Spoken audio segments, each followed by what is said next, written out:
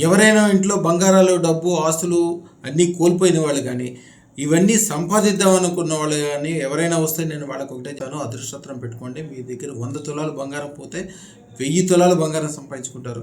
10 ఎకరాల భూమి పోతే 100 ఎకరాలు సంపాదించుకుంటారు. 10 రెట్లు గ్యారంటీగా సంపాదించారు అదృష్టత్రం వల్ల అని చెప్తాను. దీనికి ఒక తంత్రం కూడా ఇస్తాము.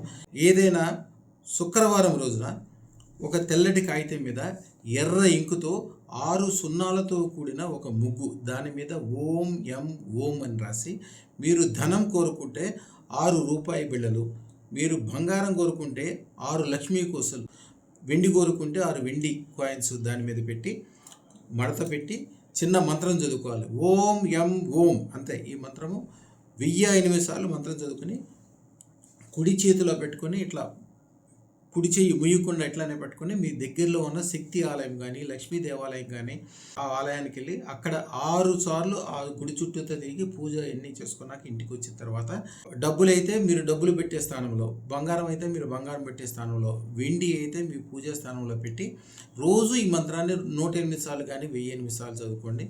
నేను చెప్పినట్లు మీరు కోల్పోయిన దానికి గ్యారంటీగా 10 రెట్లు, లేదా మీరు కోరుకున్న దానికి 10 రెట్లు మీ ఇంట్లో చేరుకుంటుంది.